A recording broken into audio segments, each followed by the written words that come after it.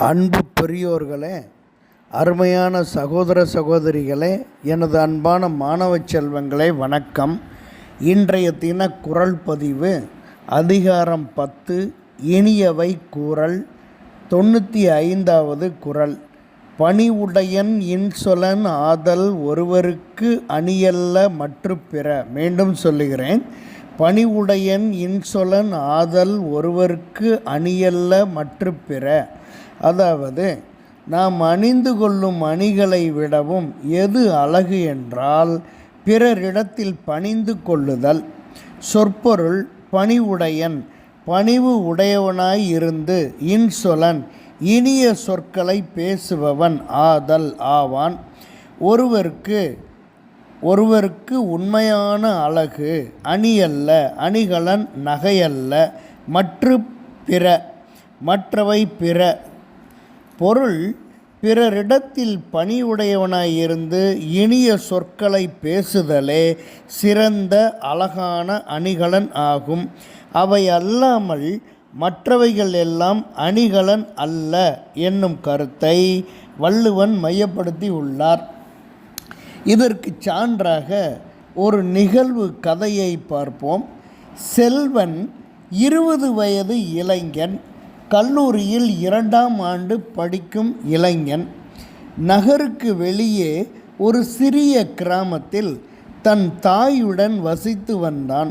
தன் தாயின் கனவோ மகன் நன்கு படித்து பள்ளியில் ஆசிரியர் பணியில் சேர வேண்டும் என்பதுவே. அவன் வீட்டில் மட்டுமல்லாது வசிக்கும் தெருவில் பெரியோர்களிடத்தில் நல்ல பெயரும் எடுத்து வந்தான். கட்டுடல் கொண்ட உடல் வருவதற்கு தேவையான பயிற்சியும் செய்து வந்தான். எங்கு வீர விளையாட்டான கபடி நடந்தாலும் தன்னுடைய இளைஞர் குரூப்போடு சேர்ந்து திறம்பட ஆடி பணமும் பரிசு பொருளும் பெற்று வருவான்.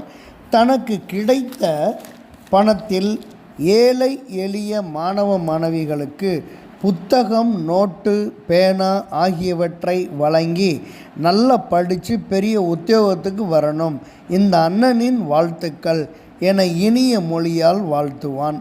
பெரியோர்கள் சொல்லை தட்டாமல் பணிவோடு ஊர் பொது காரியங்களுக்கு உதவுவான். ஒரு நாள் பக்கத்து ஊரில் ஜல்லிக்கட்டு நடந்தது. தன் தாயிடம் சொன்னால் பயந்து தடுத்து விடுவார்கள் என நினைத்து கபடிக்குழு நண்பர்களுடன் சேர்ந்து மாடுபிடியில் இறங்கினான். கொம்பு சீவப்பட்ட காளையின் கொம்புக்கு நடுவில் 1.5 பவுன் தங்க நாணயம் கட்டப்பட்டிருந்தது. சீறி வந்த காளையை அடக்கினான். வெற்றி கிடைத்தது. நகையும் பணமும் கிடைத்தது. பணத்தை தன் தாயிடம் கொடுத்தான். தங்கத்தை ஏழை பெண்களின் திருமண உதவியாக வாழ்த்தி கொடுத்தான். மறுநாள் கல்லூரியில் ஸ்போர்ட்ஸ் டே நடந்தது. அனைத்து ஓட்ட பந்தயங்களிலும் முதன்மை கல்லூரி சாம்பியன் பட்டம் பெற்றான். மறுநாள் தொடர் வகுப்பு. 5 நிமிடம் தாமதமாக வந்தவன் கைகளை கட்டிக்கொண்டு பணிவுடன் நின்று மன்னிப்பு கேட்டான். பேராசிரியரோ இவன் தோள்களில் கை வைத்து, எம் புள்ளையா, நீ எவ்வளவு பெரிய சாகசம் செய்திருக்கிறாய், உன் பணிவு உன் வாழ்க்கையை உயர்த்தும் என வாழ்த்தினார். இன்று அதே கல்லூரியில் அவன் பேராசிரியர். அதனால்தான் வள்ளுவன் பணிவுடையன் இன்சொலன் ஆதல் ஒருவருக்கு அணியல்ல மற்று பிற என்று கூறியிருக்கின்றார். நன்றி. மு. சமுத்திரம், ஆசிரியர்.